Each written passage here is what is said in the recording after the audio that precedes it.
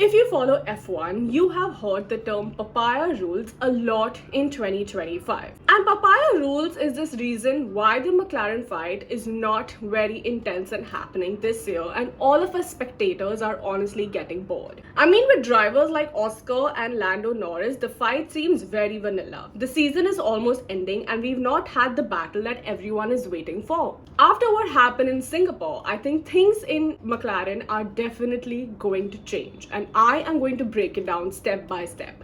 My name is Tanya Mehta. Welcome to my channel Project Podium, and please guys, like the video. This is how we will be able to create a Formula 1 community, man. Like, it's for free. Just like it. Please, just like it. So what do the next 6 races look like? Intense driver rivalry, team orders, and the emergence of Max is gonna put a lot of pressure on McLaren drivers, especially after the constructors is already theirs. If you don't know what the Papaya Rules is, let me tell you in short. It is a very stupid McLaren rule which basically lets both the drivers to fight fairly on the track and not give advantage to one Lando particular driver. The positive side of the Papaya Rules is the points. They end up making points every weekend and hence they have won the constructors.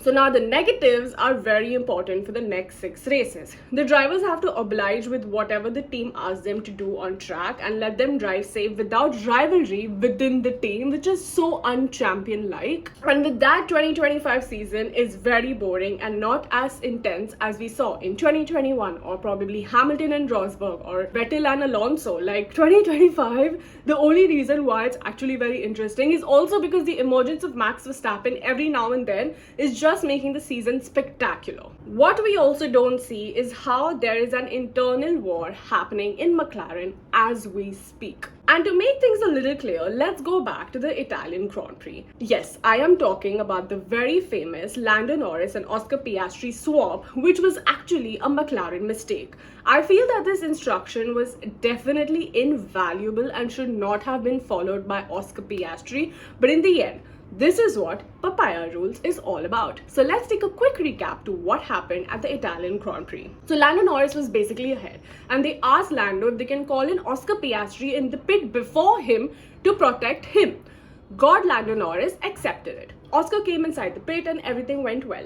But when Lando Norris came inside the pit, there was a tire issue, McLaren made a fault and Lando Norris came out of the pit behind Oscar. Hence, he lost a position. Now, according to Papaya Rules, McLaren asked Oscar to swap positions with Lando, to which the very famous Max Verstappen reaction was there, and I think that was the proper reaction that all of us had.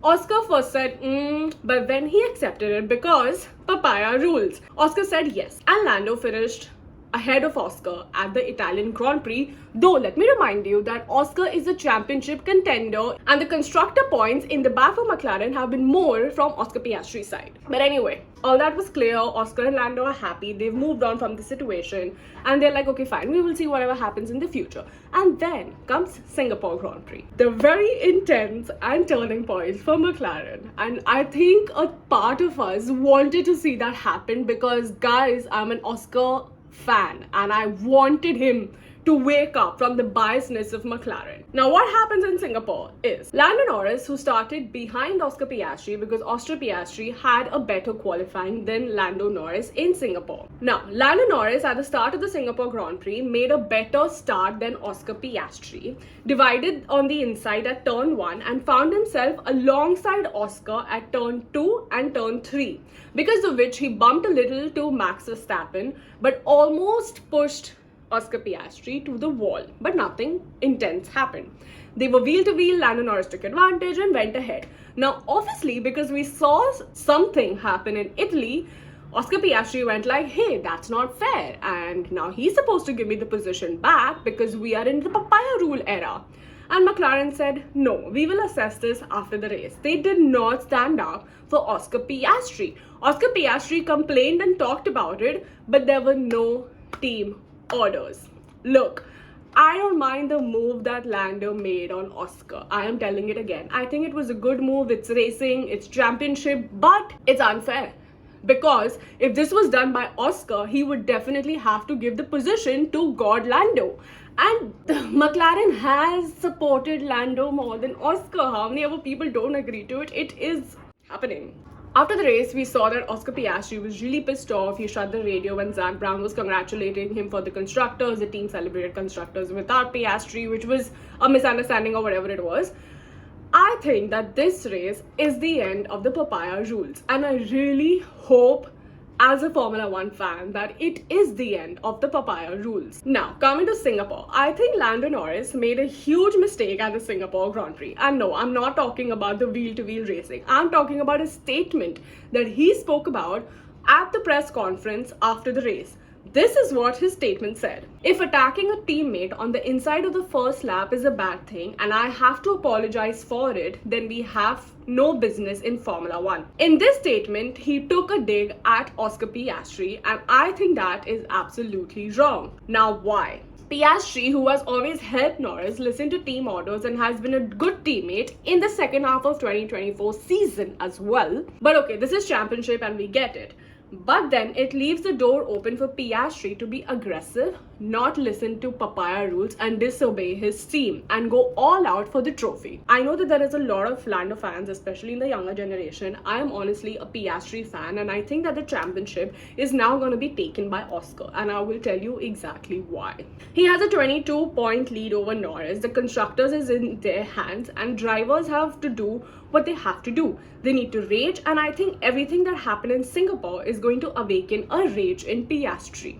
The driver championship is only going to get interesting from now, and there are three things that's going to happen. One, Piastri is going to rage the hell out and not think about Norris at all and go for the trophy. Two, the McLaren drivers are going to make an absolute joke about themselves, crash into each other to prove a point, and who's going to be victorious? Max Verstappen. So you know what I want should happen. And third, Oscar Piastri is not going to be able to do anything. He's going to be the good boy image and will lose the championship. But over here, I feel that Oscar Piastri has a little bit of an advantage. A, his mental strength. We all know that Lando Norris struggles from mental strength. I'm not taking a dig at it, but he's been vocal about it. Both of them are exceptionally well drivers. They're almost equal when it comes to talent. But Oscar Piastri is stronger when it comes to mental health. And Lando Norris has always said in interviews that he's working on it because he struggles. He is one of the most criticized drivers on the grid, and we know that. People think that he does not deserve championship. Oscar, on the other hand, has achieved so much since he's come into Formula 3, Formula 2, Formula 1. He's achieved more than Lando has when it comes to the timeline of being in the racing business. Secondly, I think that Oscar's biggest advantage is Mark Webber. Let's not forget who Mark Webber is. He's had the trauma of Malaysia 2014. He's been teammates with Sebastian Vettel. He's been with a team like Red Bull where he's been sidelined, and he has been in a very toxic environment 10 times more than what Oscar is going through today. So do you think that Mark Webber is not going to stand up for Oscar? Come on, Mark Webber is going to make some noise at exactly the right moments, and I feel this is the moment. No more Papaya Rules. But then, if Oscar Piastri actually stands up for himself, he is going to be the new villain of Formula 1 because he has to disobey McLaren every now and then. No more team orders, just fighting for the trophy, which is exactly what I, as a spectator, want to see. The next 6 races in Formula 1 are going to be extremely crucial. I don't know what's going to happen, but I feel that Oscar Piastri is going to come second and Max Verstappen will win. Thank you so much for watching my video, and please don't forget to like, share, and subscribe.